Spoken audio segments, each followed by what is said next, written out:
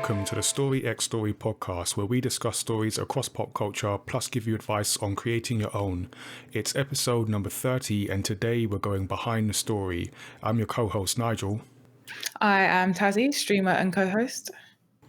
And our guest today is Abubakar Salim, an actor, voice actor, and a video game studio founder. Welcome to the show. Oh, hello. Yeah, as I run through that list of things, it kind of dawns on me that you do quite a lot of stuff. So we're going to dig into all of that for this episode. Yeah, I do too many things because I have no life and I enjoy literally working all the time. So we do have a lot of time on our hands. So this is a good moment for you. Yeah.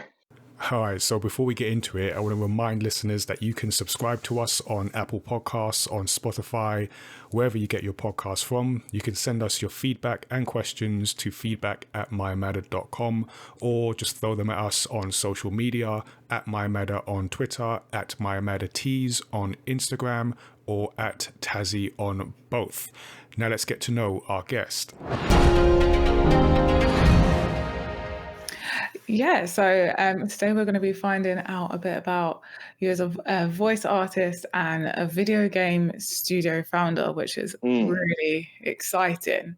So first of all, how did you get into acting and how long have you been doing it for? Yeah, so I kind of got into acting basically as a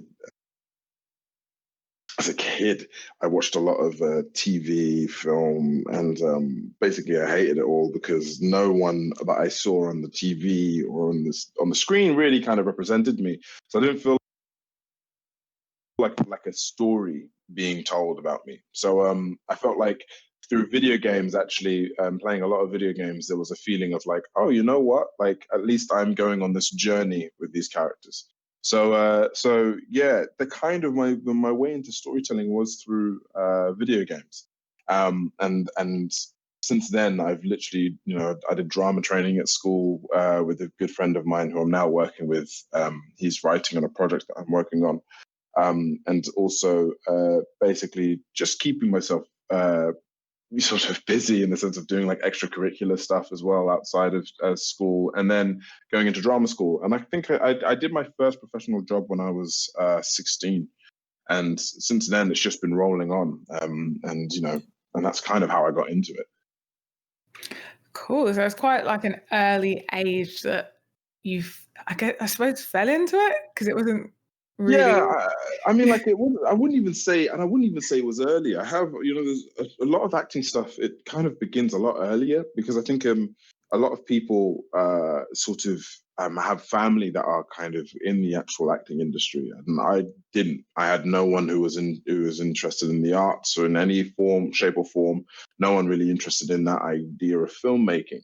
So it kind of felt like I kind of stumbled upon it by accident. And it was that kind of thing of just doing a lot of my own sort of research and reading and throwing myself out there, just, willing to sort of make mistakes at an early age, not really knowing what I was doing, kind of, led me to sort of being where I am at the moment, And did you have sort of like any other career options at like that point? Or was it, no, I'm going to fully go into acting? Honestly, no. I think at the time I remember thinking to myself, if I don't make it as an actor, I'm probably going to join the army. I remember like it was that kind of extreme, or that that kind of level. Like Those I didn't even really extremes. Exactly, yeah, complete extremes in the sense of like I didn't really know that you could have a job in making games. Otherwise, I probably would have been some form of developer, because I did like I like and probably programming, because I do love there's something fascinating about the code and language of it, which I as a kid, because my dad used to work for the software department of Xerox. And so, he'd have all these books on C++ and all this jazz that I used to kind of skim over and pretend like I understood, but had no idea about. So, but like it was kind of, I had not really any idea of what I wanted to be. I just knew that I enjoyed acting, enjoyed storytelling, and wanted to kind of tell those stories as soon as possible, Yeah, that's cool. So, from your parents, did you get support going into acting? Yeah, I mean, support in the regards of, I guess. It's funny. My mum was, and my dad, both of them were very much of the mentality of like, if you really want to do this, then you've got to prove it. So they supported me in taking me to these like drama training classes, extracurricular, and all this sort of stuff. But a lot of it was, I had to be the one to be like, hey, can I go to here? Can I go to there? And I feel like, it wasn't really something that they sort of enforced upon me. So yeah, they were very supportive to a degree. I think, to begin with, again, and as normal, they probably saw it as like a hobby. They didn't really possibly see me as doing it as a proper career because they had no idea about it either. They're very, I come from, I'm sort of a first generation Brit in the sense that my parents, they're both from Kenya. And they've both got, kind of stereotypical sort of African mentality of like, he's going to be either a doctor or a pilot. So, that was my sort of upbringing. But so being an actor was almost seen as something quite weird to them. But they were incredibly supportive to actually, give me the chance to try and fulfill that dream and to fulfill that sort of journey. And they helped in that regard. Yeah. Yeah, I get that. They were kind of like, encourage you to be proactive about it. Yeah. I suppose that's probably a good thing rather than it just being sort of laid out to you. They made you work. What has been your biggest challenge as an actor? Oof. I'd say probably the dealing with the rejection. The amount of times that you hear no is quite funny. There's in the sense of auditioning for something and having someone say, no, you're not the right type, or you're not this, you're not that. But a lot of the time, actually most of the time now, having been on the other side and producing and sort of getting involved in the casting process as well, you learn actually that it isn't about the fact that you're not necessarily a good actor or not. It's just that you just are not part of that vision, or you don't fulfill the vision of what's going on, and that's completely not in your power to deal with. So so that was quite a hard thing to deal with. Whereas now, as as long after you've cracked that and after you get that, you kind of are like, okay, cool. Let's move on to the next thing. Let me see if I can do the next thing, which will kind of help. Yeah, sounds very character building. Incredibly, you got to get a thick skin, like a real thick skin, because it's tough. And at any point, did that kind of you obviously pushed through that and got over it and learned from it? But at any point, did that make you feel like you wanted to quit, or knock you back at all? I mean, look, there's always been times where there has been doubts, but I've never wanted to quit. I think that there is a, and that's another thing as well. I think very early on, I got used to this idea. Someone used to tell me that it was one guy, this older actor guy, and I can't remember his name. I just remember the saying, and he said to me, like, you got to be happy with the idea of living off beans and toast for the rest of your life if you want to be an actor. and never owning your own home and all that kind of stuff.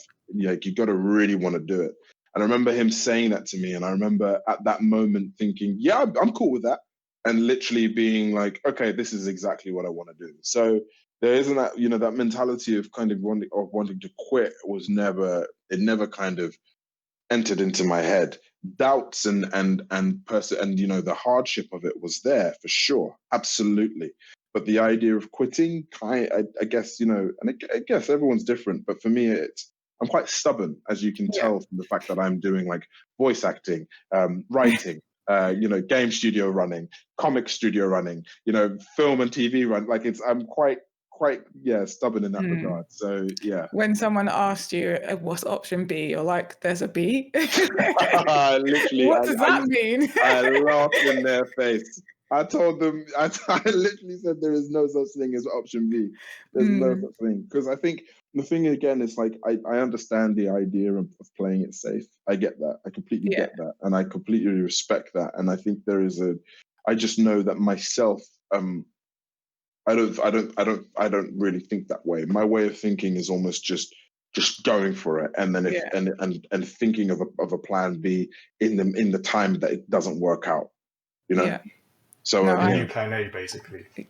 There's only plan A, because I feel like, you know, a lot of the time, if there's 101 ways of doing something, there's 101 ways of cracking an egg, right? So you've just got to find the way in which works for you and which you're happy with. And so for me, I feel like you've just got to, when it comes to, especially with the acting stuff, there is, you know, you've just got to keep tenaciously going for something, and, you know, being, and not necessarily hurting people on your way there and being annoying, but the point is that, you know, okay, fine, doing a short film, you know, this short film didn't work out, let me try another short film with another director, or talk to this other writer and working this idea, let me try write something myself, okay, that doesn't work, let me try and direct something, let me talk to this agent, that agent doesn't want to talk to me, let me talk to this other agent. So there's always a way. There's always a way of getting in, and there's always a way of building from the steps that you kind of go for. And that's kind of the way in which I approached it. Yeah. I mean, I can totally relate. I've had people ask me like, oh, so what's your backup plan? And I'm like, I tried having a backup plan. The backup plan didn't work. I can't. And I also like have a crazy amount of respect for my friends that are like, oh, I'm not really happy with my job, but it's a job. And I'm like, I literally don't know how to do that. I wish I could do that, but I can't. I don't know how to quit. I'm so stubborn. Yeah. It's physically painful. It is, So yeah, we spoke about your biggest challenge. So on the flip side, what's your best achievement as an actor? Oh, wow. I'd probably say playing the lead character in Assassin's Creed Origins. That was where like the two worlds in which I've absolutely loved molded into one. And it was like it was fun. I mean, who gets to play an assassin? Like, not many people do. Like, you actually know, crazy. Exactly, in like a massive franchise. Like, it was such a blessing and honor to do. And it was at a really scary time as well, because we didn't know where the actual series was going, in the sense of like, you know, that not many people were really kind of fans of it. It kept repeating itself and all this jazz. So it was a terrifying time to come in, but it was a hell of a lot of fun. I'll tell you that. It was a big one to come into as well, because especially for me, I feel like I sort of like fell off of Assassin's Creed. Yeah. And Origins kind of like brought it back. Yeah. Oh, thank you. It brought it back. Like it's amazing. It looks amazing. The story's amazing. Not to say that they hadn't been amazing, but for me, like Brotherhood was the last one that I've really felt strongly about, if that makes sense. Yeah. And I feel like for a lot of people that I know that have been a fan of the franchise, that like it came back. And nice. You know, and there's a special place for Assassin's Creed in my heart as well, because it's the first game my dad bought me once he sort of came back into my life, and then I like just fell in love with it. So I have like a big connection with it. So I suppose you kind of answered like my next question.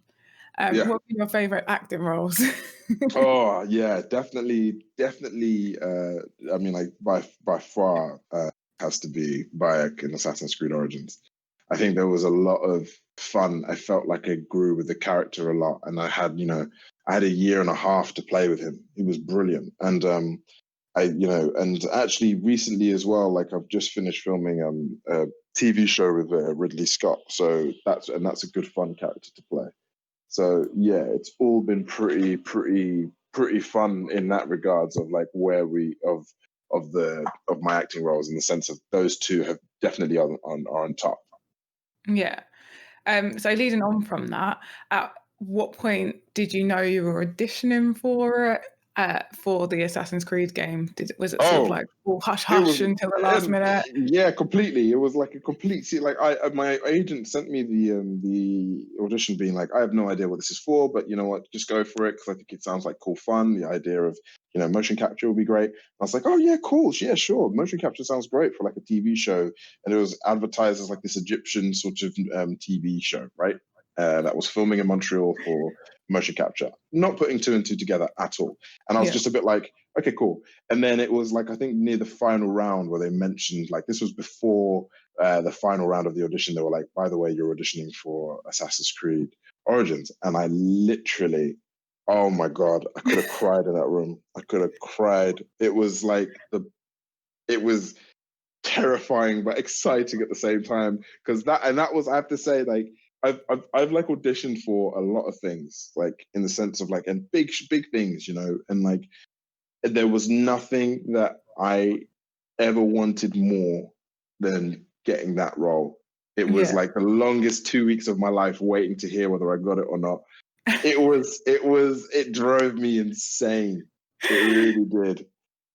I think I know what the answer is going to be to this, but had you ever played the Assassin's Creed games before? Absolutely. Are you kidding me? Like, from like day dot, from the first, like, you know, first game, like I was a massive fan. Like I remember playing the first Assassin's Creed, having no idea what it was going to be about. And then when it goes all funny and glitchy and stuff, and you're like, oh my God, this is so different to what I imagined. It was like so great. It was such a great feeling. I remember that feeling. Yeah. So what kind of preparations did you have for this particular role? I'd say it was more to do with like a lot of learning about the actual, like sort of learning about ancient Egypt and sort of the religions and cultures and that. I mean, like, there wasn't really much, you know, there was a lot recorded, but it, you know, again, it's all kind of sparsely there. And, you know, I had Ubisoft as well help in that regards. So a lot of it was that, but then a lot of it also came to just looking at the character of Bayek and his sort of emotional journey and trying to find similarities to me. Now, I haven't exactly gone through the same things that he's gone through, but one of the big things is loss and, like, you know, his experience of loss and how he deals with it. And at the time, you know, my dad's passing was still quite fresh. So I kind of not necessarily pulled upon that, but used that as an experience to sort of relate to the character. I think most of an actor's job is to relate to a character that they play and find some form of sympathize to them to a degree. Not necessarily saying that you have to be on their side, but you have to find something which connects them to the humanity of who they are, right? And I think that there is that sort of thing that I went through with Bayek, was trying to find as much of his humanity and his character as possible to kind of connect to it. So a lot of it was that as well. Yeah, I mean, we've definitely spoke a lot about the humanity in characters on this podcast. Yeah, just needing to empathize with like whatever character is your main character or even villain character. Definitely, it's definitely important when it comes to storytelling. And I suppose as an actor, that's part of your job, is to make us as the consumer absolutely able to feel that connection as well. Yeah. So what was the most challenging aspect of the role? Oh, I'd say probably the frightening feeling of taking such a massive role on my shoulders. And this is like the first time I was playing a lead, in like a proper lead in anything. You know, beforehand, I'd definitely, you know, I'd played like a series regular or like, in an ensemble sort of TV show, but to play the lead character, to play like the face of a character in a game, that was incredibly daunting and terrifying, because again, and also, you know, being a gamer myself, like I know how brutal and harsh the gaming community can be, and it's only because they care and because of the amount of hours that are spent in you know, that they put in these things, and the money that is spent also to put in the, you know, in video games. So it was incredibly terrifying to be put on that side of things and be like, okay, now I'm the entertainer, and I hope I entertain.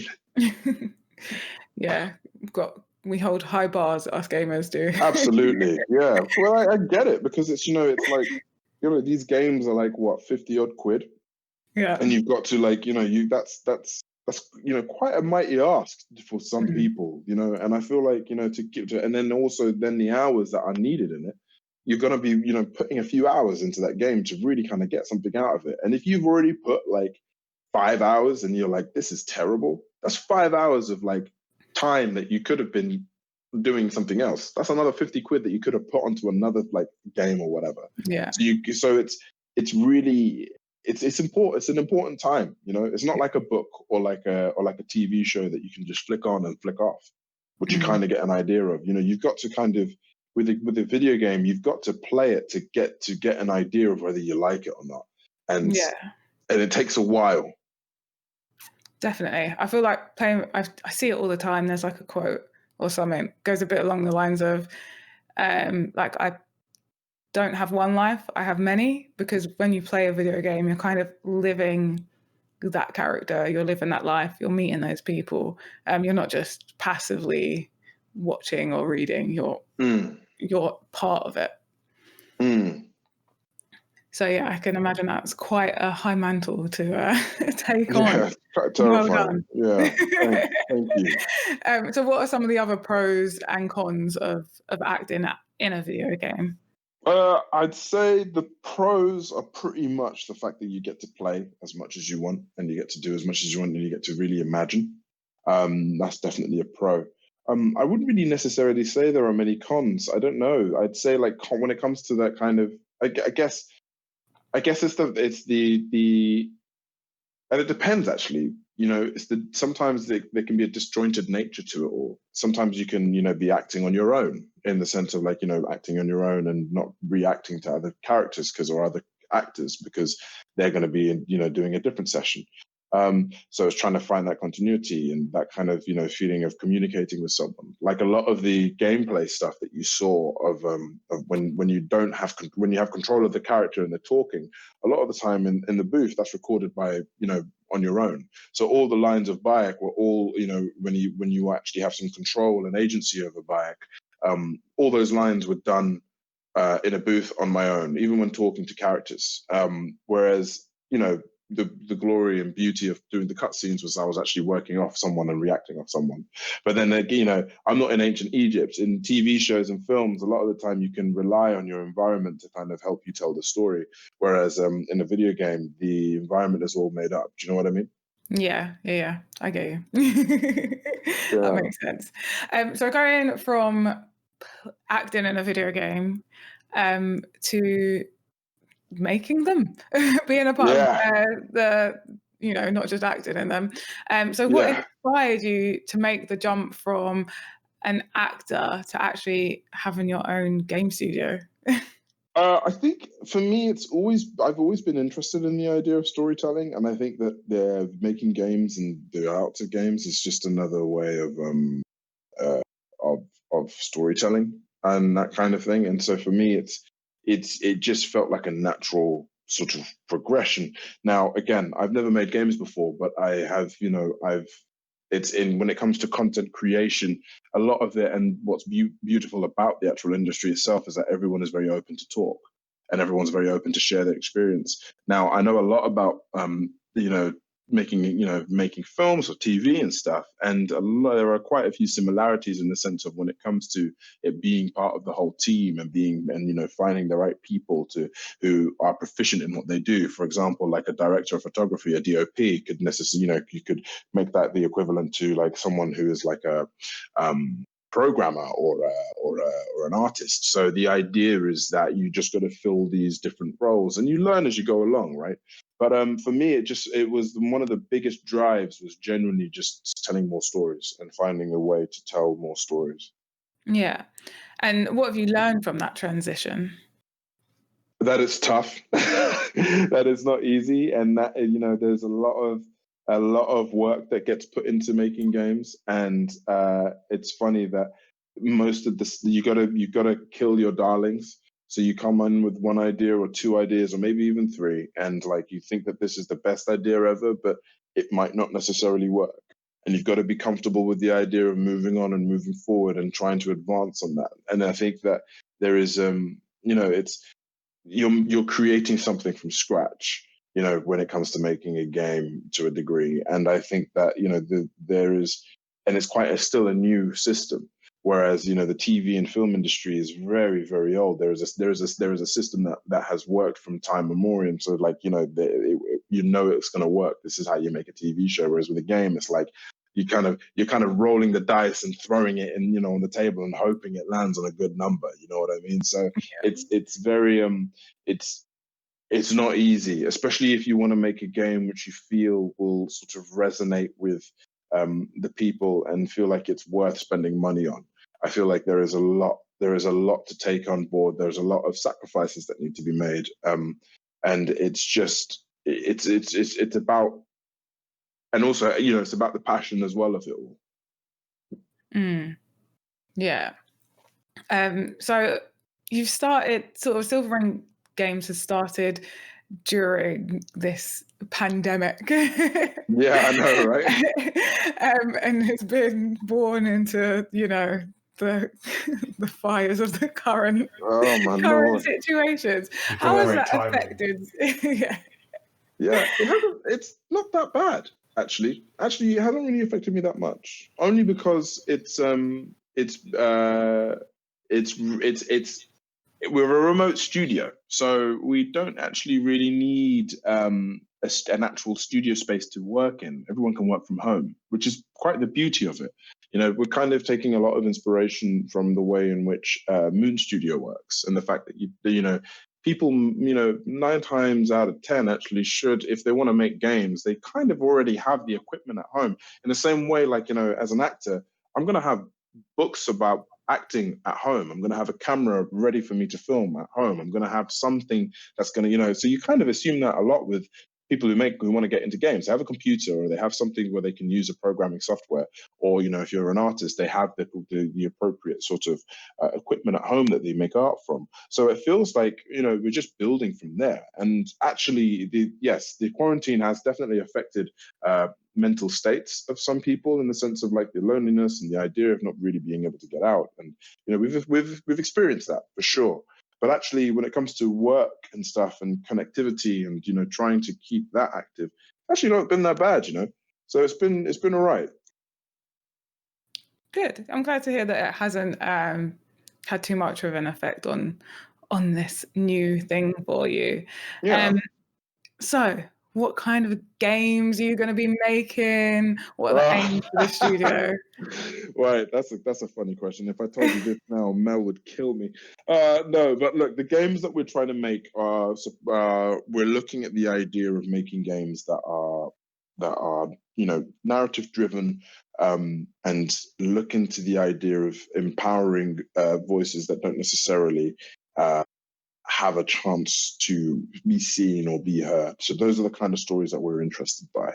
And for me, it's like, I can't wait to actually announce the game that we're working on, because some of the stuff that we've got already and some of the artwork and everything, it's a universe which I feel a lot of people are going to go crazy about. Like, genuinely, I feel like it's very, very exciting. But then again, at the same time, it's like trying to keep that authenticity and that kind of, and trying to remember that this is a game and not like a film or a TV show. So it's also keeping that in mind, and trying to tell stories through the game, through interactivity. That is one of the key sort of focuses of the stuff that we're making, is really kind of looking and focusing on the actual content of what we're producing and making it right for that way of telling that story. Sounds like some excellent stuff, and something that's kind of that we need more of in game. Yeah. It sounds great. More of this. Yeah, I'm excited. I can't, honestly, I'm so excited to just at least say it, because I feel like I've got this big secret that I've made up myself and I can't tell anyone. And it's like, how can you not tell a secret that you just made up? Like, it's so weird. So weird. You're used to having someone else make you sign an NDA and sort of, but now it's your own your own thing. What is your record for keeping secrets, out of interest? My record for keeping secrets is terrible. Oh my God, it's terrible. Like for example, like Ubisoft, I was supposed to keep the secret about Assassin's Creed Origins, and I was working on Assassin's Creed Origins, until they announced it officially. I told every single family member, every single friend that I was playing the assassin. Like, who doesn't? Like, do you know what I mean? Like, it was one of those things. Like, I'm gonna parade this for as long as I can. So yeah, I'm terrible at secrets. I'm really terrible at secrets. Yeah, you need to get that game done quick then. I know, innit? Exactly. All this NDA stuff. It's so funny. Every time I like talk to someone, I'm like, you know, when especially when it comes to interviewing people for the work and stuff, I'm very much like, oh, have you guys signed an NDA? And they're a lot of the time they're like, no. And I'm like, oh, okay, well, don't worry about it. Like, let me just tell you about the game. And they're like, oh, and you could see people just being like, oh my god, oh my god, oh my god. Like, I can't deal with it. Too much pressure. Honestly.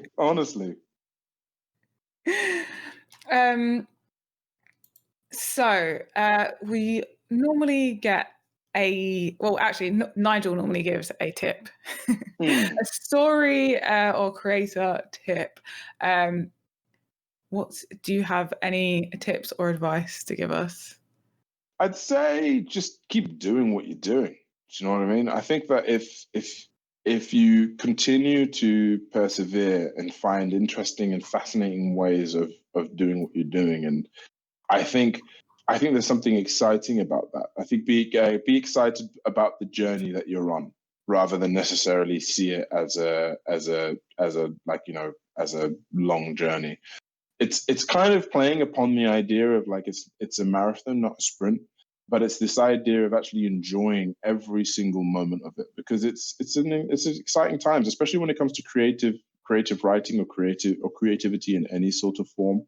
I think there is something to be said about really enjoying the journey and savoring each and every moment of that creation, because it's a magical moment. The idea of creating something from figments of your imagination, or being able to sort of bring to light someone else's writing or someone else's images. It's magic, man, and it's like you've just got to enjoy it. That's a really lovely tip. Yeah, I needed to hear that as well. Yeah. Especially during quarantine. Like I act like it doesn't affect me, but this week I've kind of just got hit by being in the same space all the time. Yeah. And yeah, thank you. No worries. No, honestly, I think it's so vital, and it's so easy to forget. Like I forget it all the time sometimes, but it's so nice to sort of. But every time I do feel that way, and I try and remember it. I just feel so much better. I feel like, this is it. This is part of the growing period, you know. And it's like, you know, and it's nice, and it's that there is a progression there, and it's like, and there's only up, you know. You can only level up, even if you have to scrap the idea totally. That's what I've learned, like especially with this whole studio thing. It's like you have to kill your darlings, and there's something quite interesting about that, because you're exterminating things that don't work, and you're moving forward towards something that will work. And I think that it's magical. It really is cool, because it's like you know, being able to bake a cake and remove too much of the flour that you've already added, or maybe add some more whatever you need to, you know, like more eggs or what, you know, to balance it all out. It's all part of that creative process. Yeah. Thank you for that tip. Listeners, you can send your feedback on this interview at feedback@mayamada.com. You can also you're also able to send your questions in for future interview episodes on our upcoming Discord community. So we're now going to go into some bonus round questions. Yeah, just to wrap up, just throw a few kind of random questions at you, as we like to do. The first one actually is, would you be interested in adding a spiritual counselor to your list of things? Because I'm really feeling that tip, and I just need to hear that every so often. I think you don't have to answer now. Just think about it. Yeah, checking. Okay. Just let that. I'll sit on it. Cool, I'll sit on it. Yeah. All right. Just as we're talking about video games and your work in gaming, I'm just interested to know what's the best like video game memory that you have? Oh, probably playing Kingdom Hearts. I was in my my family home in Hertfordshire, and I was playing this. I rented it from Blockbuster, and because it's such a massive game, of course, I ended up renting it over for longer. And I remember playing it, and it was the first video game that made me cry. I don't know, there was just something hit a bone in me, and I just remember thinking, this is. I mean, it's confusing as hell. Like, I have no idea what happened, in the whole story. Like, what type of game is it? You know what I mean? Like, what is it? Like, what actually, and what is the story? Like, it's like, what? Anyway, but if I just remember, it just really, really emotionally kind of hit me, and it really, really inspired me, actually. Cool. Yeah. Oh, that's a really nice story. Here's a random one for you. So, we just got this overriding theme of quarantine and self-isolation and everything now. So, just imagine, if you can stretch your imagination as far, you're quarantined in a house with 3 other video game characters. Which video game characters would they be? It can't be yours though, because you can't allow that. Okay, if I was a video game character, sorry. Yeah, let's say you are your video game character. Which 3 other video game characters would you like to be quarantined with? Oh, wow. Okay. I'd probably like to be quarantined with, okay. It's a tough question. That is really tough, Jeez. I'd probably be quarantined with, okay, I'm just going to quick fire it. Probably Axel from Street of Rage. So then he could teach me some cool fight moves and train me to be really, really cool. Does Goku count? Yes, he has been in many video games. Yeah. Okay. I'd probably say Goku, because that'd be pretty fun as well. And then I'm probably, my final one would be like Ori, because I think she's just really cute. So might as well like play around with Ori, because she's like, she's just like a cool pet, but intelligent at the same time. Yeah. And it'd be kind of, it's like having a dog, you know what I mean? Or like a cat that actually is intelligent and knows what to do and is fun and kind of loves you and all this sort of stuff. So it would be great. So yeah. Okay. That's an interesting house. I do feel like Goku's going to eat all your food though, but it's all good. I'll just learn all my fight moves from Axel and then fight him up. You know what I mean? I'm staying well away from that house. Last question. Just again on the sort of quarantine theme is, what stories have you been catching up with, video games or otherwise? Basically, looking for recommendations.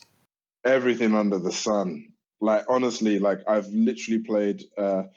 I've played I played Ori and the Blind Forest, Will o' the Wisps. I've played Streets of Rage. I've played the new Final Fantasy remake. I've also played this.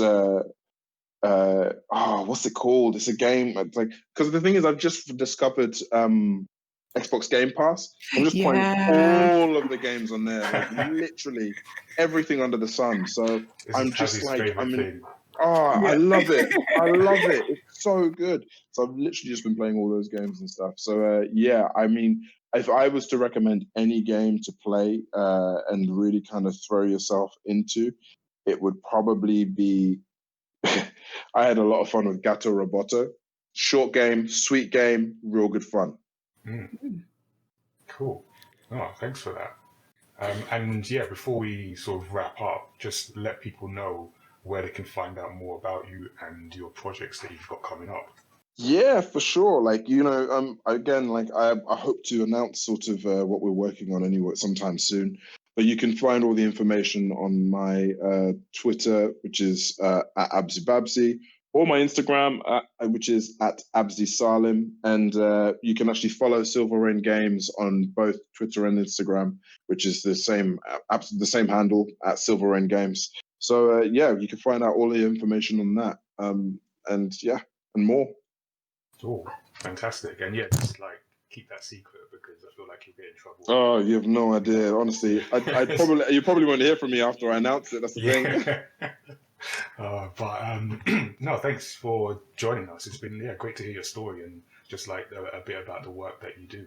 It's been good fun. It's been good fun. Thank you. You're welcome. And yeah, so once again, you can catch this episode, all our previous episodes, and future episodes of Story X Story on Apple Podcasts, on Spotify. We're also on TuneIn, and I think by the time you're listening to this, we'll have some stuff on YouTube as well. We'll be putting episodes up on YouTube if we haven't already. So you can reach us in so many places. If you're on Apple Podcasts or wherever, you can leave a review. If you enjoyed it, please do leave a review, share with friends and followers. We also make stories, so we are storytellers. We have our own manga universe. You can see our manga books at mayamada.com/manga. And we do we don't make video games, but we have a video game event called Gamepad.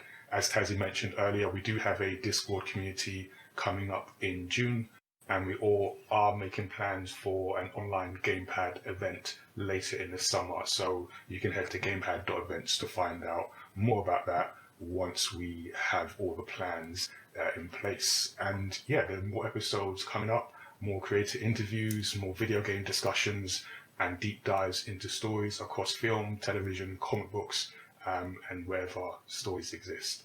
Just final reminder, our email address is feedback@mayamada.com. You can send us your feedback on anything we've discussed today, and the website is mayamada.com/storyxstory. Until next time, take care, everyone.